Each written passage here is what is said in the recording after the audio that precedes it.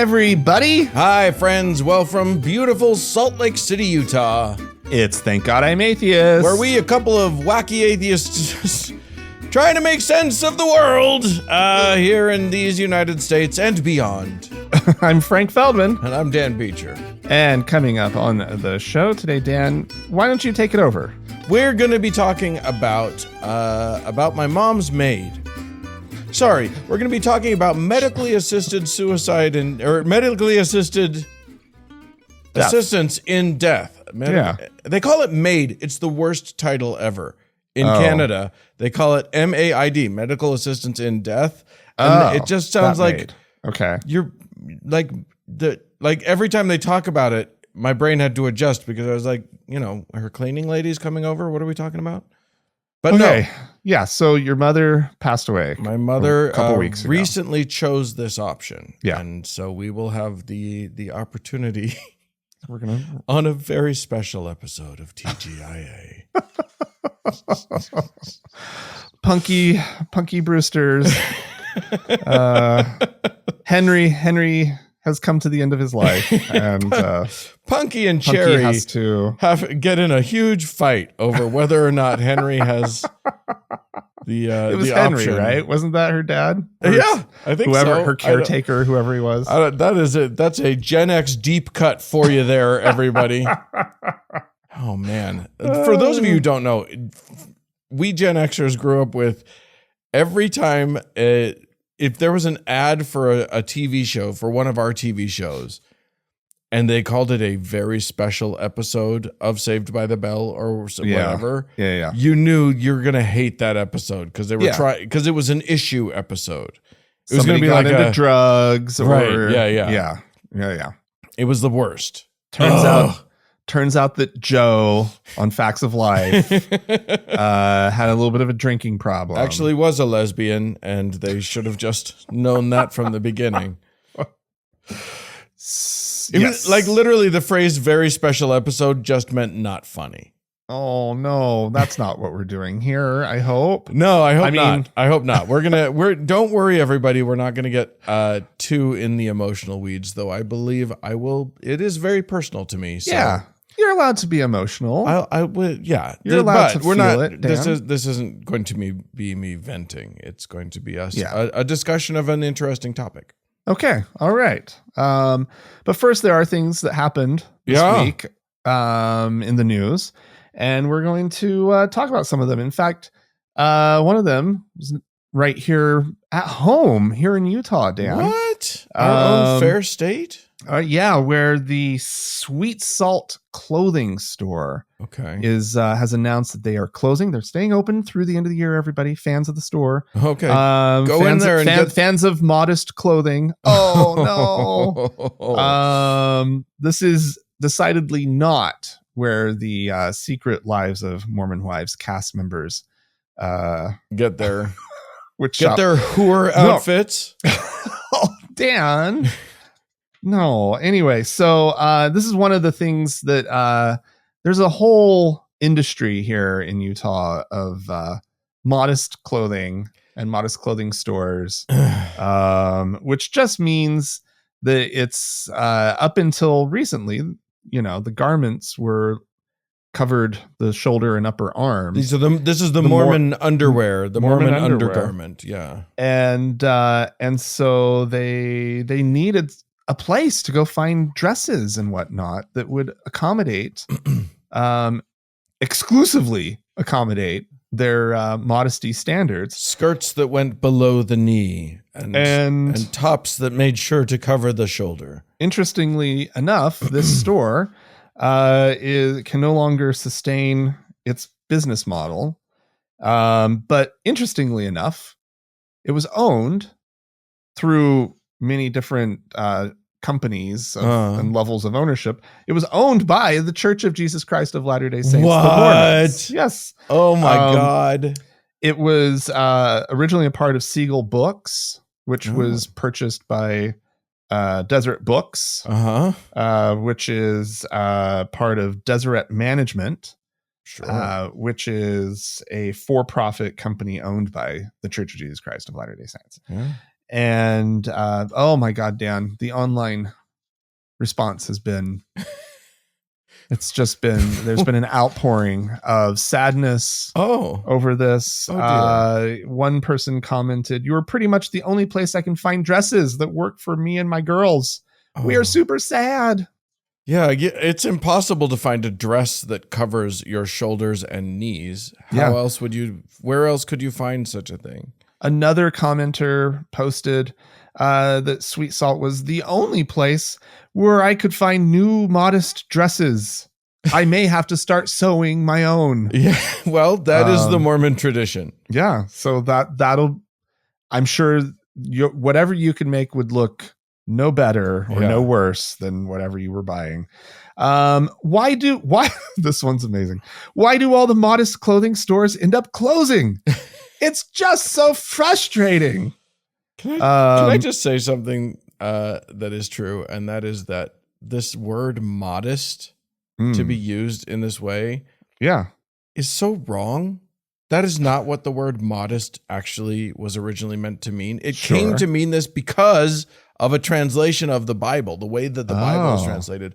But what the Bible's talking about when it talks about modest, dressing modestly, is not being garish, not showing off your wealth with with how you dress. That's what it means to dress modestly. Right. It does not mean, oh my God, the scandal of her knees. Well, nonetheless, porn shoulders. Ooh. Nonetheless, in modern conservative American Christianity, that is how the word is thrown around. Yeah. That is the modern understanding of it in these communities. And if you are of that mind, then this store closing is now limiting your options. Oh my gosh. But what is, I think, really fascinating about this is that the Mormon Church promotes over the pulpit this style of dress. Mm-hmm. 100%. That's just clear, right? Like in everywhere you look, everywhere you turn, they want their women dressing this way, right? And here is a store that is owned by the Mormon Church, which has the deepest pockets imaginable. And so they can't make it happen. Even if they're like, it's not the most profitable business, or maybe even if it's losing a little bit, isn't that a small price to pay for making this kind of clothing available to the people that they are shaming into wanting and needing this style of clothing? Yeah. Shaming them about their bodies. And so they've created this demand, and they refuse to support it. Well, apparently they haven't created the demand because they're going out of business.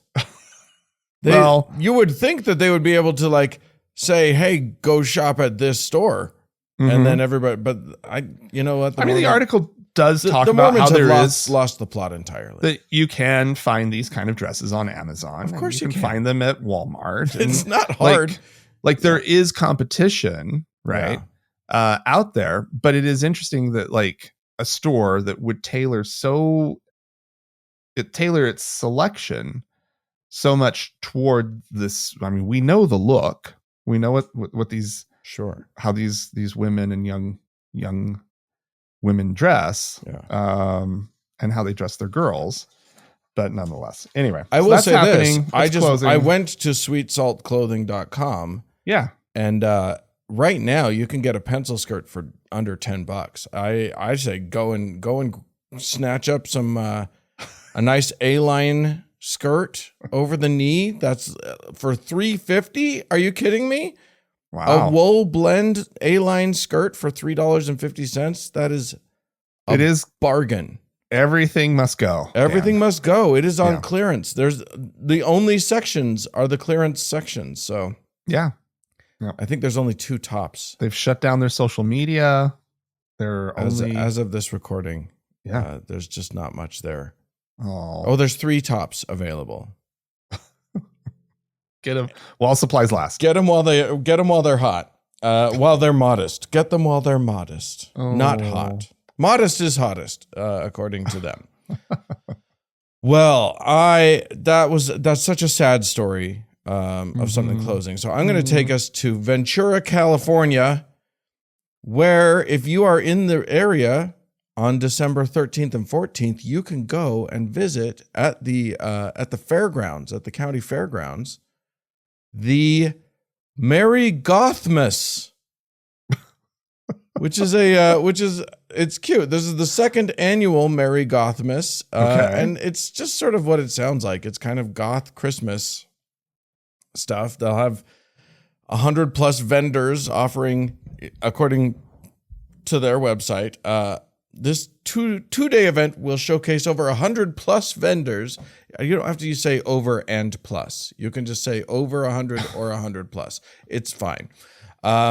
Offering creepy Christmas decor, sinister stocking stuffers, taxidermy, oddities, antiquities, and that sounds fun, actually. chillingly unique gifts. Yeah. Sounds great. Yeah.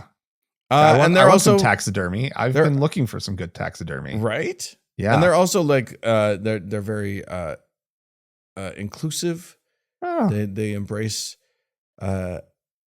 all are embraced, they say. Straight, LGBTQ+, BIPOC, body positive, sex positive, neurodivergent, and unapologetically unique, which you have to be when you're targeting the goth market. Yeah. But it sounds like it's even broader than that. It is broader. I'm not a goth. No. I feel like there's some maybe some little things there that I might want. There's a place for you, Frank. Yeah. At Merry Gothmas. Oh my God. You know who there's not a place for though?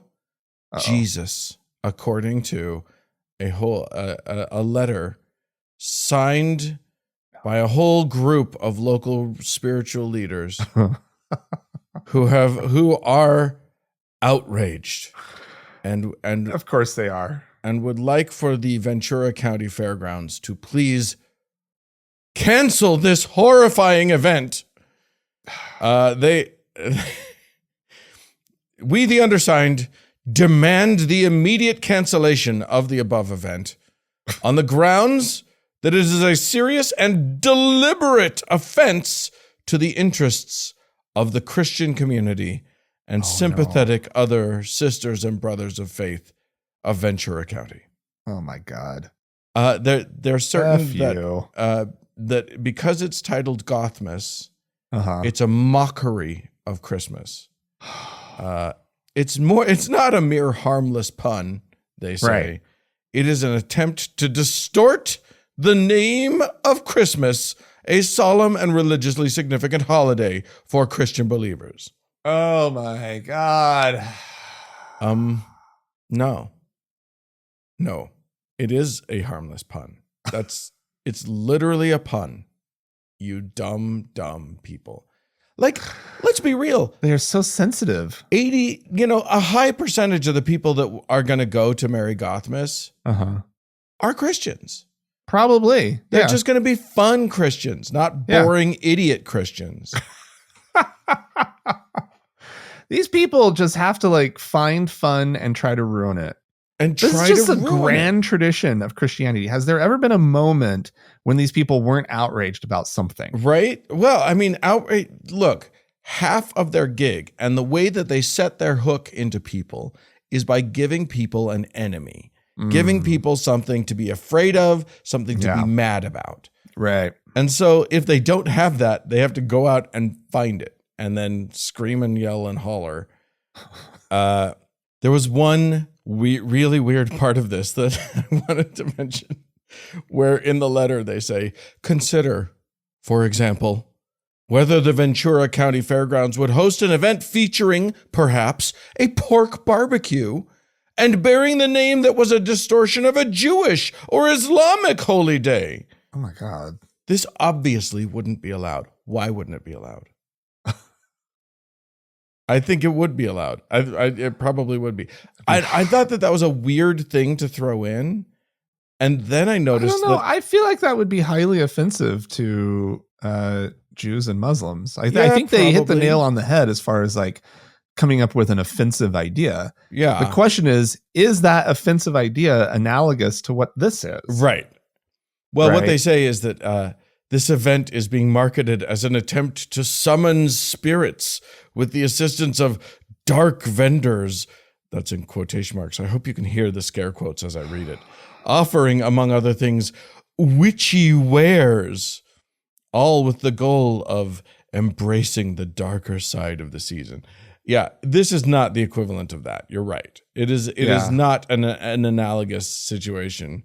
And it's like, it's just, maybe if Christians were in like the minority in the same way that like Jews and Muslims are in the minority. Yeah. And in this country. And if it was a little less, I mean, maybe if it was just the same thing and like it was not the Christian community specifically, like the leaders of the Christian community throwing the event, like, okay, maybe I could see that it would feel a little bit, but they just don't understand like that when you're the majority group and most of us come from it culturally, right, that like we're going to swim around within that culture, right? Even if we're not adherents to it, right? Well, because Christmas isn't one thing. It's not. Christmas isn't only the celebration of Jesus, even in your fucking households. Right. In Reverend Thomas J. Elawatt's household, Christmas is more than just the Jesus part. Yeah. Even if he doesn't let Santa up, guess what? I bet you they have got a Christmas tree. Yeah. Right. I bet you they presents. That they're doing all these things that have absolutely nothing to do with the worship of Jesus Christ. Yeah. You're incorporating the worship of Jesus Christ into it, but Christmas is more than all of that. Yeah. I got culturally, it's a huge thing. It's a cultural thing. Yeah. It's part of our collective culture. Yeah. You were the ones that forced it on us. And now we're just doing something to survive. And now we're having fun with it. Yeah. So stick it up your boot. Yeah. Stuff that in your stocking, Reverend. The weirdest thing, it's funny. I do feel that a pork, a big pork event of some kind celebrating, I don't know, Hanukkah would probably be offensive no matter where you do it. I mean, I was thinking more in terms of like, there was pork present at an event that was like, you know what I mean? Like, sure. I wasn't thinking like, you know, roast pork shauna or whatever. Like that's not where my mind was going. I will say that moment, that Jewish, it stuck out in my mind. Like, why are they making that comparison? And then I saw that one of the people who signed the letter was Rabbi Lisa Hochberg Miller of Temple Beth Torah. All right. And I was like, why? Why are you chiming in here, Rabbi? Stop encouraging them. Oh, Rabbi, you're just trying to suck up to the Christians. Don't do it. It's beneath you. Maybe she thinks it's fun to like poke the persecution complex a little. She's like, hi, I totally agree with you. They're persecuting you. You are so right. Let me just sign that letter real quick. I'll be happy to sign that letter. So dumb. She's like laughing the whole time. Oh my God. You guys will never believe what I just signed. They are so mad about this goth thing. And I just like made I just made all these points with them. Like, Rabbi Lisa was the goth girls at her school were mean to her, and now she just hates goth things. Yeah, maybe something like that. All right, Dan. Yeah. Well, speaking of girls at school, actually, it's not really about a girl at school, but it is about a student at the University of Oklahoma who is studying psychology. And in a class, there was an essay assigned where the students were to respond to an article about how people are perceived based on societal expectations of gender. Okay. All right. And one Miss Samantha Fulnecke. Okay. She's the student in question. She wrote a response to that article where she cites the Bible and starts to talk about God's intended gender roles for people, and how I guess the original article must have referred to stereotypes, gender stereotypes, and how people were like schoolyard bullying over gender stereotypes. Sure. And whatnot. And that'll happen. She, I actually have. They were the writers of this article were kind enough to include a full copy of her essay. Oh, which you have read? Which I have read. Which you have pored over? Which I have pored over. But before we get to that, what's important here is she's a little pissed off because the professor gave her a 0 on her paper. I'm knowing nothing more than what you have told me. I'm going to launch in by just saying 0 seems excessive. Even if she wrote a paper, 0 seems correct. She turned something in. She should get a 1. Get some credit. I think. 1 out of 25 points. Those were the stakes. 25 points were on the line. The instructor said that Fulnicki failed to use empirical evidence and called parts of her essay offensive. Yeah. Okay. And I mean, the empirical evidence thing is pretty important in a school environment. Kind of, yeah. But according to Fulnicki, the assignment did not require students to cite empirical evidence. Okay. And she says she believes OU policy protects, that's University of Oklahoma, policy protects free speech, even if some people find it offensive. Okay. Yeah. Sure. I don't know that means that you can just stray entirely from the assignment at hand. No. And say whatever you want. Sure, your professor could be offended, or anyone could be offended by what you had to say, but it doesn't mean that you still get to get a grade if you didn't do the assignment. I'm going to admit, I'm a little worried that you're going to make me side with this dumb student, because a 0 seems like maybe we do have a biased professor here who's not letting this student make her dumb argument. Okay, I read the fucking article. Is it that bad? This essay? Apparently, when I read the article, I was like, oh man, this poor little freshman. Okay, right? Sure. And then I found out that she was actually a junior. She's not just some straight out of homeschool. This is not. She's had a couple years in college. She should have taken at least some sort of intro to college writing, some sort of college writing thing. Yeah. At this point, I mean, I think that's pretty standard. Yeah. To take freshman writing, right? Anyway, I'm just going to read the first paragraph. Yes, I would like because I feel like this will give everybody a real sense of where this thing is going. Do we have the actual assignment? Do we know what the actual assignment was, or is it? Yeah, I have that pulled up too. Give me that first, so that I can so that I can sort of have a comparison or a thing to. It says you must write a 650 word essay, double spaced reaction paper, demonstrating that you read the assigned article and includes a thoughtful reaction to the material presented in the article. Okay, it's a reaction to an article. Got it. Points will be deducted when papers are deficient in any of these areas. I will deduct 10 points if your paper is between blah blah. Okay, so that's just housekeeping stuff. But possible approaches to reaction papers include 1, a discussion of why you feel the topic is important or worthy of study, okay, or not. 2, an application of the study or results to your own experiences. Okay. 3, an application of the study or results to observations about other behaviors, so forth and so on. Okay. Right? It's about applying the article to whatever, right? Anyway, I won't get into too much of that. Anyway, so she says, this article was very thought-provoking and caused me to thoroughly evaluate the idea of gender and the role it plays in our society. The article discussed peers using teasing as a way to enforce gender norms. I do not necessarily see this as a problem. God made male and female and made us differently from each other on purpose and for a purpose. God is very intentional with what he makes, and I believe trying to change that would do more harm. Gender roles and tendencies should not be considered stereotypes.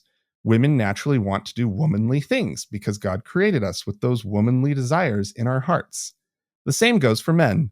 God created men in the image of his courage and strength, and he created women in the image of his beauty. He intentionally created women differently than men, and we should live our lives with that in mind. It proceeds thus. Yeah. So like this is not a college paper. And also like it makes one reference to the article and then probably never references the article again. Like she basically just says this article makes it seem like it's bad to tease people for not being not sort of conforming to gender norms. Yeah. And then her whole take is no, we're supposed to do that. We're supposed to tease people and be mean to other people. And yes, exactly. Until they conform to gender norms. Right, exactly, because it's God-given and I'm not a mean girl just because I was rude to those people because they were gross. Right. Yeah. And it's like it's just such a mess, right? Yeah. This poor girl.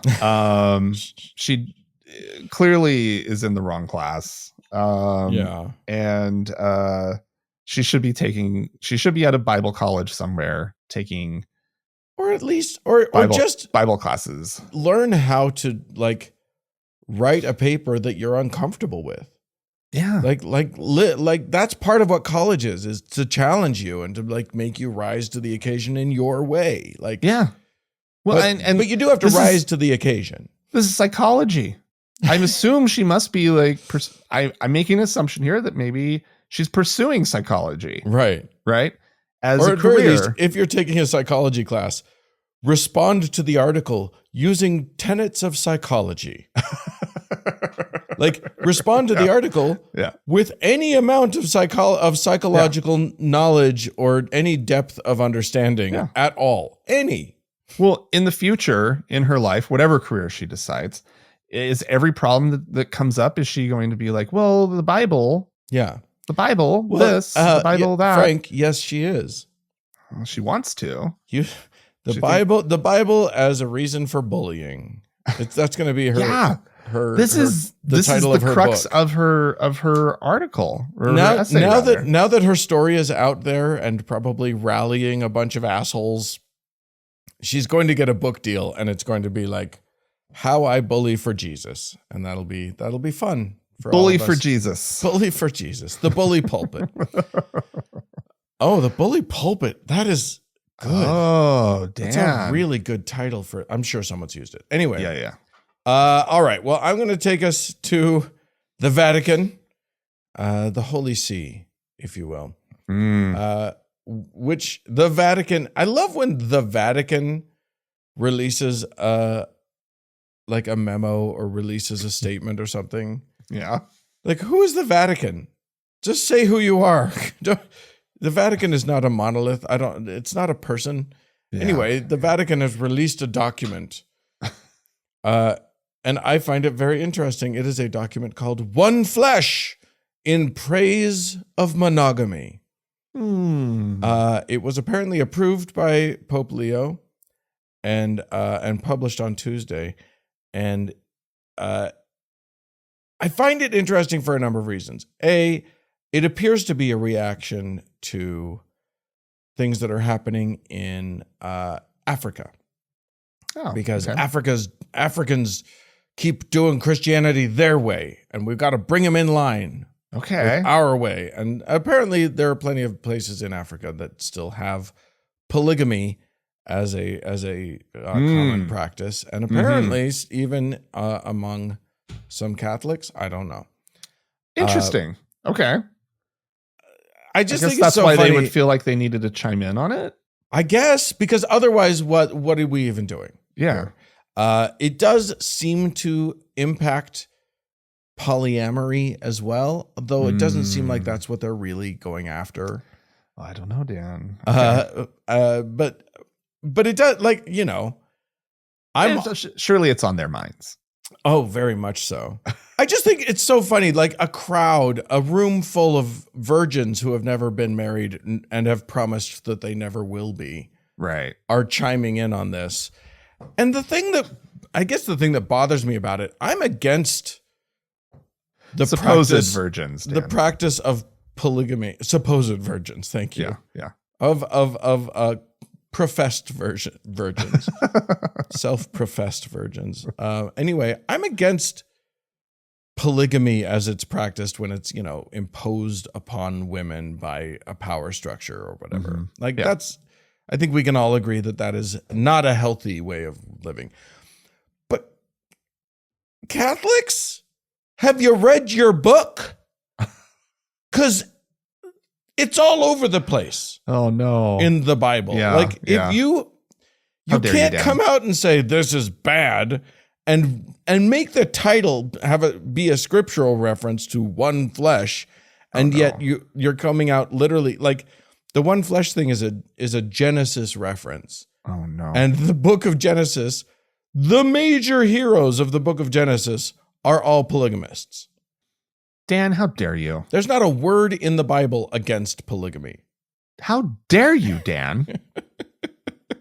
Jesus Christ. These poor people. How dare Can't they just have an opinion? How dare they, Franklin? And you just have to throw their holy book right back at them? Right in their faces. This doesn't seem fair, Dan, to hold them to such a high standard. Well, it's so fun. Actually, to hold them to such a low standard. Such a low standard. Clear your own bar. You set this standard. Yeah. That's your book.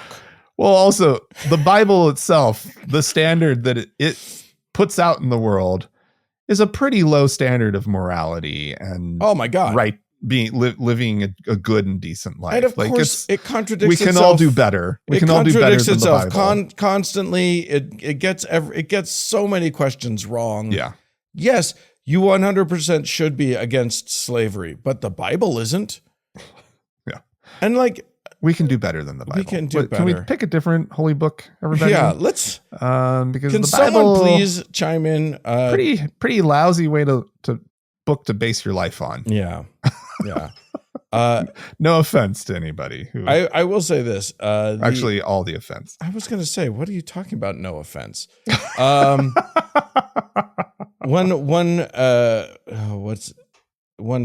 of the officials, I assume a priest of some sort, I can't find, said people should seek to fill the emptiness in their hearts through other means rather than subjugating others to their will.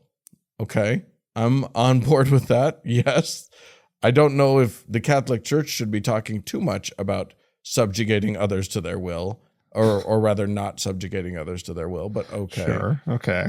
He also added that those who are celibate and LGBTQ individuals can also find useful guidance for their relationships in this document. I'm going to say no. I'm going to say that you will find zero useful guidance in a relationship about how you're supposed to really be married by a bunch of guys who promised they would never get married. Shut up. Shut up. Oh, Dan. All right. Well, great. Yeah. I'm just glad they have something to say. It's nice. It's so rare that they chime in on things. So it's nice to hear. It's good to hear from them every once in a while. Let's turn that into every once in a while. That's about the max we can handle these days. Yeah. All right. Well, Dan, I have a story that I've thought about putting a trigger warning on. I'm not trigger warning everybody. This is a half trigger warning. It's a quasi warning. This is a brutal story. Okay. Trigger warning. Has to do with a South African pastor who goes by Apostle Solomon Malanga and his machete. Oh dear. I'm pretty sure that's not how. That is not one of the traditional tools of the apostle. Perhaps not. But Malanga is apparently a big fan. His son was stepping out of the church or something like that, and he saw a fellow passing through the yard, and he recognized him as a known thief.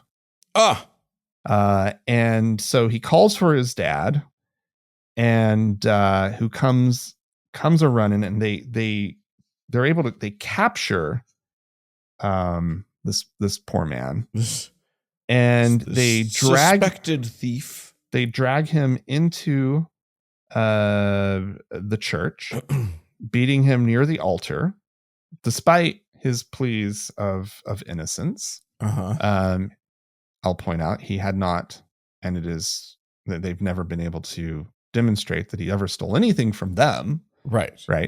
It's just sort of his reputation that he may have stolen something that they were operating on. And it is sort of confirmed later in the article that he's a thief, right? He's a kind of a known thief in these parts. Right. Anyway, they bound him with rope, shoved him into a station wagon, drove him out to some nearby woods, and were joined by the pastor's wife, Poppy, and a few other members of the congregation. And they pinned his hands down, and the pastor declared that he would teach the sinner to never steal again, and he chopped off his left hand. And the victim begged for his other hand to be left alone, but Malanga did not care. He says, "Soldiers die in war." Yes. Okay. That's true. And then, sometimes. And then he chops off his right hand. And then the guy was trying to get back into he wanted a ride back into town. Right. And hey, I can't hitchhike anymore. Can you guys help me out? Oh, Dan. Anyway, so he ends up they don't let him in because they don't want to get blood everywhere. That's what they said. Well, that's fair. That upholstery is probably pretty nice. So later in court, the guy, the thief, he's testifying. He says, "My hands were on the ground flip-flopping as I realized that they were my hands, and that I now had 2 bloody stumps." And anyway, he was left in the woods to die, I guess. I don't know. They didn't care. God.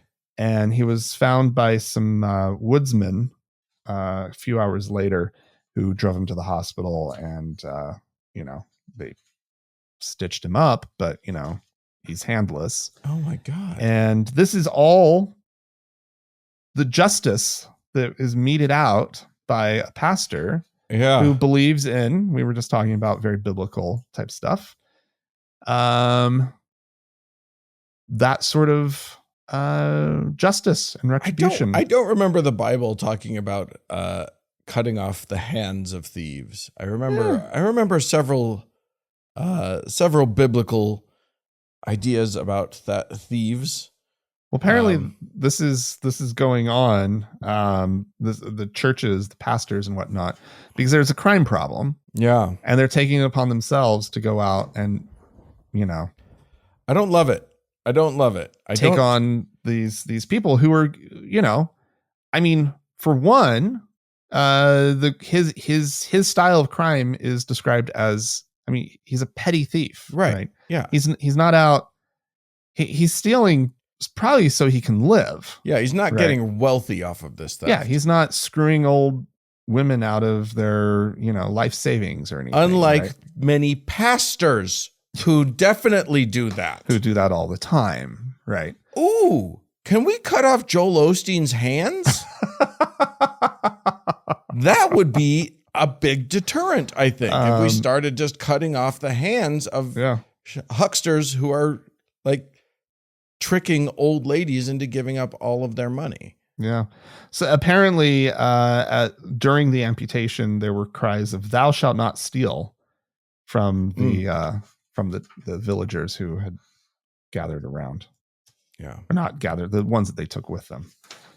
Yeah, I mean, I feel like I remember Jesus telling a thief to steal no more, but instead, maybe it wasn't Jesus, but instead, something about working with your hands is what you're supposed to do instead of stealing. But I guess this guy doesn't have that option anymore. No. All right. Well, I am going to now tell the story of this was sent in to us by a friend of the show, Robert, who sent this article from the New York Times about 3 of my favorite nuns of all time. Okay. These are nuns. They are in Austria, and they inhabited an abbey in a castle called Castle Goldenstein in Elsbethen, Austria. It's not much of a castle. It just looks like a hotel, really. It's not. Anyway, there is an abbey there. These 3 octogenarian nuns are the last of their order. Oh. And the abbot, Marcus Grasel, apparently didn't want to sustain them at the abbey anymore and decided to put them in a home. In an old folks care facility that apparently they hated. Yeah. So they busted out. They were literally locked in, and with the help of a locksmith, they busted their way out, found some other helpers, got back into the abbey, got the power and water turned back on, and went back to just living their damn lives the way they wanted to. Wow. And in the process, they did something that I think was very clever and changed the game entirely, because they could have just been kicked right back out. You know what I mean? They don't own that place. The Catholic Church owns it. And of course, men are in charge of the Catholic Church and blah, blah, blah. Anyway, they started an Instagram account. And they started talking about their plight. This is like an 84-year-old, an 82-year-old, an 86-year-old, and an 88-year-old. Sisters Rita, Regina, and Bernadette, respectively. How did they come up with this idea? I don't know. They've had help this whole way. Yeah, They've had little helpers. Okay. But they got nearly 100,000 followers on Instagram. What? And so there has been international outrage over how these women have been treated. And so, the church has been trying to negotiate with them to try and figure out how they can do it. And so the abbot decided, okay, he had terms. He was like, yes, you can live at the abbey. We'll even get you an on-call doctor and 24-hour, care for whatever you need. Sure. But you have to give up social media. Oh, no. And you have to give us the money that's been donated to you and your cause. No. Which these nuns are apparently, they have not agreed to this. Yeah, they shouldn't. No. Those are their lifelines. That is what is them having exposure, right, and support of the public is what is keeping them in the abbey, and not right back someplace else with tighter security. And that's the other thing, is that he said that one of the other conditions he was going to do is that the church gets sort of power of attorney over them. No. Meaning they could just chonk them right back into another place. No. They need to stand their ground, keep doing what they're doing, apply pressure to this abbot. Yeah. And so they've got offer to pay their way. Yeah. Right? Yeah. They should just be like, we'll pay for the electricity and the water. Yeah. You won't have to wait that long. Yeah. Just let us live it out and let us ride it out, and then you can have your damn ugly castle back. It's fucking brilliant. Yeah, you're right. I love these ladies. There needs to be a I need to see the movie made of this. I want let's keep Whoopi Goldberg out of this particular nun movie.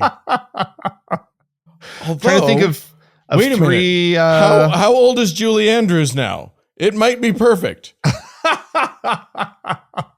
She's our most popular nun of all time. How do you solve a problem like Maria? You don't put her in a home. That's what you don't do. Oh my God. It's just too bad that B. Arthur and the rest of them. The rest of the Rue McClanahan. Can't get her. Betty White. We need Betty White. We need Betty. Yeah, we need them back. This would be perfect for them. Oh, Lord. All right. Well, if you would like to chime in about these lovely ladies or anything else that we have spoken about on this week's show, please feel free to do so. podcast@thankgodimatheist.com is the email address. Yeah, like, comment, and subscribe. It does help us out quite a bit. Or call and leave us a voicemail message. The telephone number is 424-666-8442 and leave us a voicemail. More show coming up.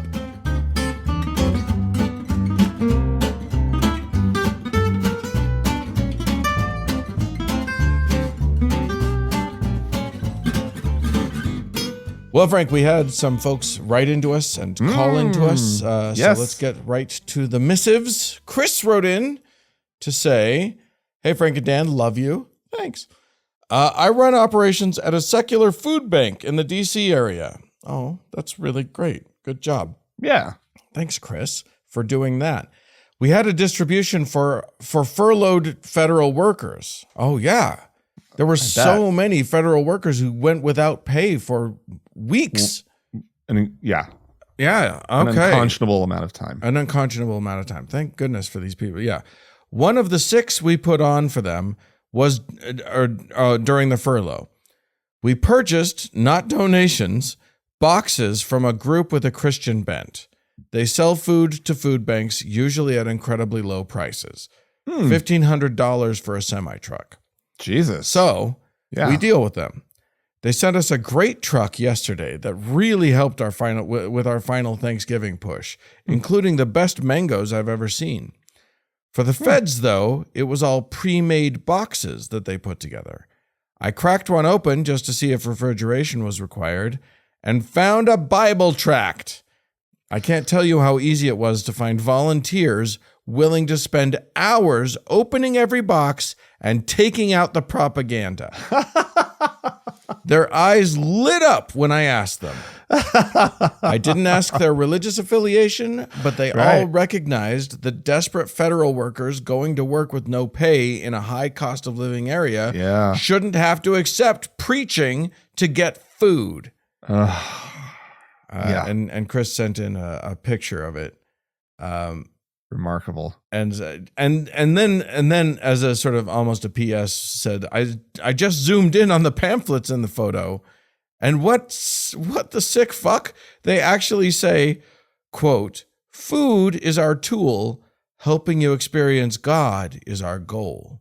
Chris says, "I just saw God and ordered them trashed, never read them."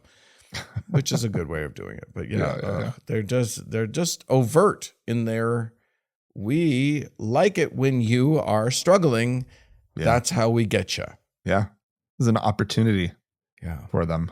That's how they see it. You and I talked a little bit about Thanksgiving, the giving of thanks and not having an object to give thanks to. And Stu has written in to chime in on that. "Hi, Frank and Dan. Forget Oprah. Forget the subconscious. Forget finding a focus of something at which to aim your prayers. The answer already exists. The Force. Oh. It could be something universal, something natural, or something supernatural, depending on your personal beliefs. And it sounds much more powerful than the common Unitarian Universalist prayer, to whom it may concern."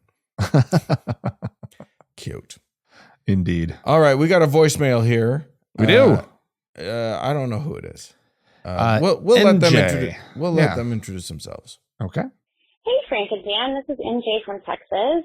I was just calling to talk about the clip, I think it was an email, actually, that you guys read from the guy who was talking about music and going back to the church music of your youth. And my mother was raised Church of Christ, and you did not play instruments in the Church of Christ. And my dad was Methodist, and he converted to Church of Christ to marry my mom. But he used to play hymns on the piano, and I would sing with him. And it's just like a really sweet memory of my dad playing hymns and on the piano and singing with him at home, of course, because you could never do that in a church building.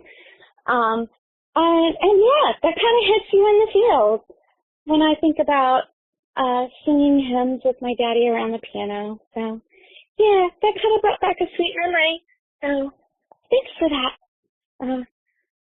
Thanks for what you do. I enjoy it. I enjoy listening to you, and have a great week. Well, thanks. MJ, was that what it was? I think it might have been NJ. NJ.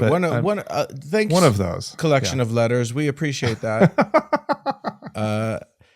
By the way, it sounds like your parents converted in the wrong direction. Like, yeah, it sounds like your mom should have converted to your dad's Methodism. Get some music. But no, that's lovely, because I mean, the whole idea is that, like, I don't know. I think a lot of our message was you don't have to throw it all out. Right. Yeah. And have a nice memory, have some feels about it. Yeah. It's good. Yeah. And I know a lot of people, what I like about this voicemail is that I know that a lot of people have such conflicted feelings about, or maybe not even that conflicted, just very negative feelings about their religious upbringing. Mm-hmm. Right. And, if it's just a good memory, it's just a good memory. Yeah. And it's a good place to be, I think, is when you can still cherish the people and the memories that you had in your life growing up in a church. Yeah.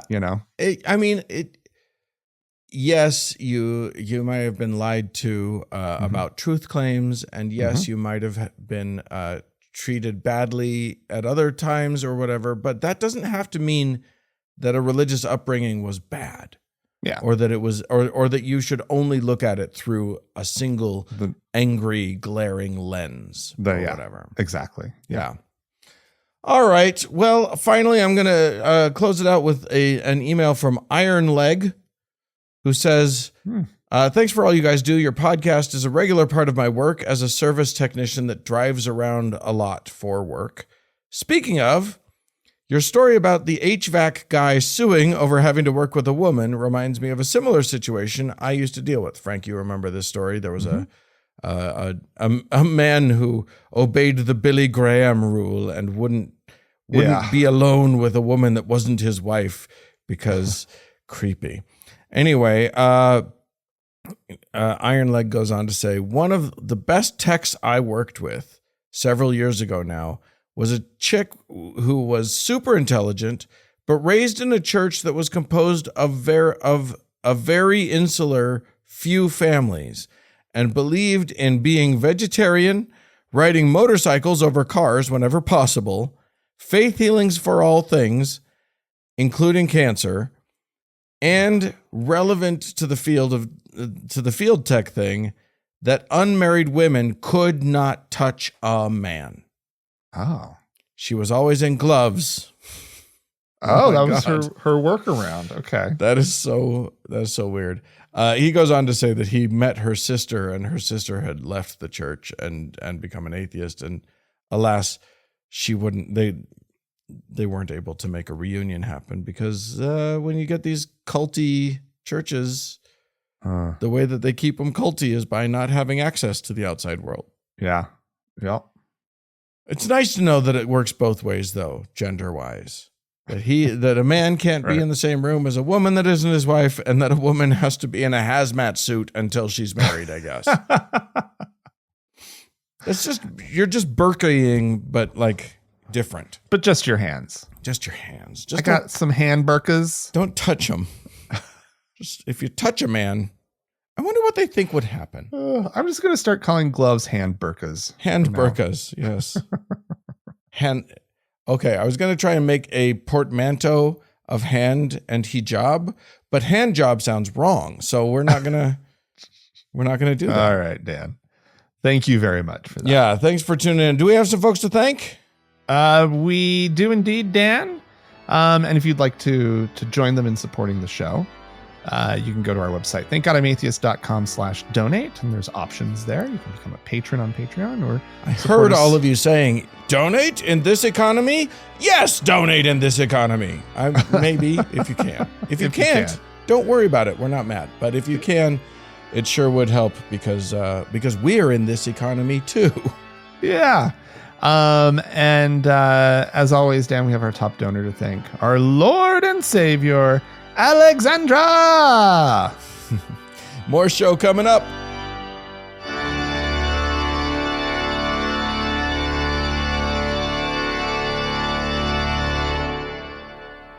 All right, and now for the very special episode of Thank God I'm Atheist. Oh, yes, indeed. We'll just get out of the way really quickly the sad part, which is that yes, my mom recently died. She had colon cancer. She was 90 years old, and she was in a lot of pain, both physical and perhaps, and we'll get to this, but like even more importantly, she was in psychological misery. She just hated it. She couldn't walk anymore. She needed help with everything. Yeah. And so she was ready to go for a long time before the MAID option became available. MAID is medical assistance in dying. Yeah. Which again, Canada, no. That is a bad acronym. Oh, yeah. I'm so mad about the acronym. Because multiple times someone would be like, well, and so with the MAID thing, and I'm like, and you know, she did have a person who came in to clean her apartment. So I was just like, the MAID thing. Okay. The dying thing. Okay. Right. So anyway, there was that. Yeah, and nobody needs that confusion added to an already difficult time. You want absolute clarity in all conversations about this.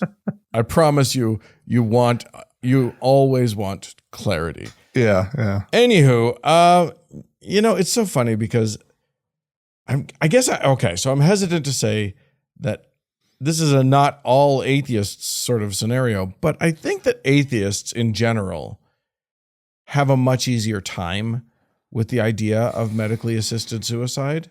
That makes sense. We don't have the complication of like a Catholic, the religious edict just being absolutely not, under no circumstances ever should anyone ever take any life. Blah, blah, blah, blah, blah, blah, blah. Yeah, they're a little funny about life over at the Catholic Church. Oh my God, grow up. Human life must be protected, even when it doesn't make any sense. And also, like, you and I were talking, not even yet human life. Right. Yeah. Human life that is just a clump of cells or whatever. I mean, it does lead them to opposing the death penalty, but that's about all the good that position has really done. I think about, their position on, anyway, we can't get into all of their positions, but, you and I were talking earlier and we were talking about how, one of the problems with this is that the real reason why medically assisted suicide is so important is because it's the only way for certain people to end their suffering. Yeah. And you pointed out that several churches, including the Catholic Church, are pretty fine with human suffering. No, they love it. Catholics love human suffering. Some of them don't, but like, no, I think the only way that you could have Mother Teresa revered in that church is if you're totally cool with the idea that human suffering is like pleases God, right? Yeah. In some way.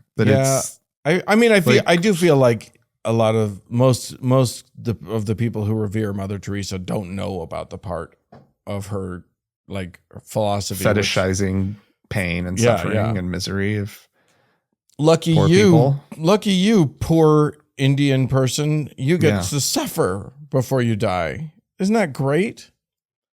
Yeah. But yeah, I mean, I recently looked up an article on Fox News because I wanted to get an interesting comment section.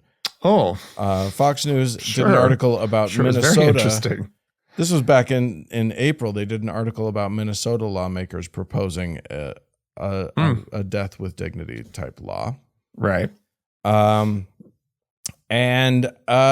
you know, they talked about a lot of the issues that are there. They talked to a person with ALS, and ALS is a disease that is degenerative to the point where eventually, you know, you can't walk anymore, and then you can't move any part of your body anymore, and it's horrifying. And there's no cure, and there's nothing that anyone can do, and you just know once you get that diagnosis that there's going to become a point probably where the pain and the emotional suffering, if not physical, is going to be worse than death. Yeah. So people with ALS are prime candidates for this sort of thing. Yeah. But oh man, I mean, and here's the thing. I think religion's the problem here. I think that religion is the big. Once we get to the comment section, I think people don't. Some people mentioned their religious belief that you don't have the right to take a life, even your own. That's literally one of the things that somebody said. But I think a lot of people don't mention religion, but are clearly guided by principles that couldn't possibly apply without religion. Right. And I just think it's like religion just gets in the way of them seeing the human story here. And so they tell themselves all these stories about how, you know, there's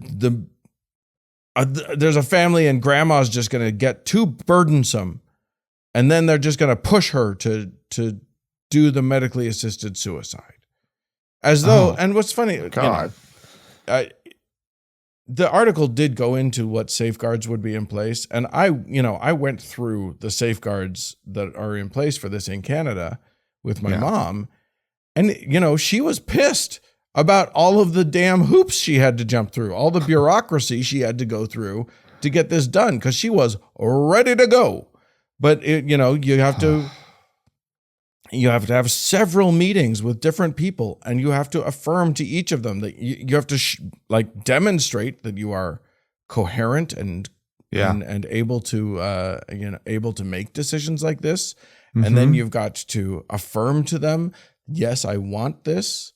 And then up until the day of, you've got to be able to affirm that this is what you want. This is not a thing. And you have to do it to multiple people. You have to the satisfaction of multiple doctors along the way. Yeah. Well, it makes sense. Like you need to make sure that the person is opting into this. Yeah. That it is their choice. Yeah. Right. Like, so yeah, I mean, you have to say your birth date over and over and over when you're in the hospital or under any kind of care. Right. Right. So like, yeah, they want to make sure they're helping the right person in their life as well, probably. Yeah. Well, and here's the other thing. You probably have to. And you have to have a diagnosis. In Canada, you have to have a diagnosis that means that you will die within 6 months. If your prognosis is you have 6 months or less to live, then you qualify. And you can't be depressed. That's the other weird thing. And that's kind of an iffy sort of thing, because if you're feeling this bad, you're gonna be depressed, but it has to be not because of depression. It has to. Oh, right. You're not allowed to engage this because of your because you're mentally depressed. So it's a very tricky, complex. That could get really tricky thing, and I think that they don't like. If my mom was pretty depressed, but like, Yeah. the other things were what were pressing and what obviously qualified her for this. Well, it'd be a major bummer though if at that point they're like, "Ooh, we're picking up on some depression." You sound sad. I don't think we're going to let you do it. Why are you so sad? Act happy, Mom. If you were a little more chipper, maybe we'd let you go, but I don't think we're going to do it. So anyway, That's horrible. I do think here's what I see a lot, and tell me if you agree with this. I think my assessment of a lot of these comments is that they are searching for reasons to object, and they don't actually think about whether those reasons actually apply. Yeah. Or think about like, because, if you're worried about the wrong people being administered these drugs or whatever, then by all means, we should put safeguards in place. Yeah. That's what you do in those situations. You put safeguards in place. You don't say, no, we shouldn't ever do this because it might not work out great. You figure out how to make it work well. Yeah. Maybe your perspective. Well, yeah, right. They obviously already just opposed it. They've already, Otherwise, you'd be like, well, we need to make sure we work out something so that the family can't like force this issue. Right. That would be your perspective. Yeah. That's a fair perspective. Yeah. Absolutely. It's, but it's so funny. There was one person. Also, how awful. Like, I'm sure there's probably some family out there that would be like, yeah, let's off grandma. But like, really? Yeah. Really? That's your concern? You think this is going to be a widespread problem? Like, seems like families often are trying to hold on to their dying and sick loved one. Well, right? And I've talked to doctors and I talked to the funeral director in charge of my mom and stuff. And there are family members who fight tooth and nail not to let their family members engage this option. Yeah. I believe it. Which is so, a lot of the people in this comment section are just, it's so funny how easily they miss the point because they're so obsessed with getting to the outcome, the desired conclusion, that they don't care what premises they present. Maybe this commenter knows that their kids hate them. Right? There you go. And they're actually just afraid for their own, like. There was one person who was like, they wrote out a very dumb way of trying to say horse shit without actually saying it. Okay. And they said, no one dies in extreme pain since morphine. Today we have medications that are 100 times stronger, such as fentanyl. And it's like, A, not the point at all. Like part of the point, but not the point. B, so here's the other thing about the medical community. They're so afraid of opiates and stuff that even when a person is literally dying, they control the number of opiates that person Yeah. can. Why? Yeah. I say, as far as I'm concerned, old people who are dying should be able to shoot up heroin if they want to. They should be able to do whatever they want. Yeah. Straight into the veins, take as many pills as you want. But that's not actually how it works. It's not actually what happens. My mom had to like push her little button and ask for more pain meds, which she just didn't do. But like that would be like how she would have to do it. And they would be like, well, no, you've taken too many already. Why? What? It's so weird. It's so weird how dumb rules that shouldn't continue to apply. Right. But yeah, it's just, one person brought up an interesting comment, which is that insurance companies will decide you've become too expensive. Come on. How cynical can you possibly be? Oh, listen, I have no problem with being cynical about insurance companies. Insurance companies make decisions that kill people all the time for money, for monetary reasons. No. Like if insurance companies were just tired of people hanging on to life because it was too expensive, they'd be out there actively advocating. They'd be up in Minnesota right now trying to change the hearts and minds of the people up there to vote for this thing. More to the point, Right. they'd be paying Fox News to have better coverage Exactly. because that's a possibility. Like if that was actually something that was going on, like I'm all for cynicism, but like at a certain point, come on. Right. Right. Yeah. But It's just a weird thing. Anyway, the long and the short of it is I'm very grateful that my mom had this opportunity, had this possibility, because I've seen other people die in horrible pain over the course of many months. And that when you're ready to go, and it's not like a lot of these people can't do it themselves. They don't have access to the tools and necessary means to take care of this business on their own. Mm-hmm. So I'm happy that this is a possibility. It was actually a very beautiful, very surreal, very difficult, but very beautiful experience. My mom was surrounded by people that she loved, who loved her. And then she just peacefully went away. Yeah. I mean, if you can focus on that side of it, right? Like that somebody's getting to set up their own end. Yeah. Right. That they're able to do it, like you say, surrounded by loved ones, being able to say goodbye on their terms. Right. Why can't it be a beautiful thing? Right. Yeah. Yeah. Doesn't make it easier for the loved ones. But the death of a loved one is not easy. Yeah. It just doesn't get to be easy no matter how it is done. Right. But this is a lot easier than, lots of people walk into their parents' house and find them dead on the floor somewhere or whatever. Yeah, that's true. That is true. That's not better. I promise. So yeah, it's not easy, but I'm grateful that it worked out the way it did, and I hope that you all out there advocate for this wherever you are, because it's an important issue that people should have access to. The end. However, if you have objections, if you have concerns or whatever, feel free to write into us. Or if you just like to, we're so convinced that every atheist must believe in this. We'd like to hear from you. Yeah. If you disagree, right? Be kind. I am still a little sensitive about it, so you can disagree, but we won't be nice to you if you're a jerk. But feel free to write into us. podcast@thankgodimatheist.com. Or call and leave us a voicemail message. We'd love to hear from you. The telephone number is 424-666-8442. Like, comment, and subscribe. Yeah, give us 5 stars too. Go find places to give us stars.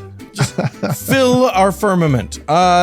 Listen, if you'd like to donate to our show, you can go to thankgodimatheist.com/donate.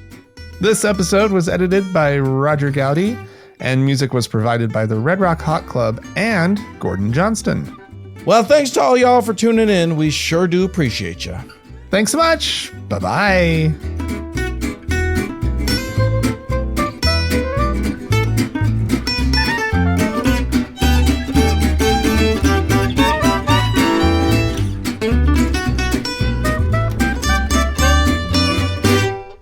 Thank God I'm Atheist is a production of TGIA Media, LLC, copyright 2025, all rights reserved.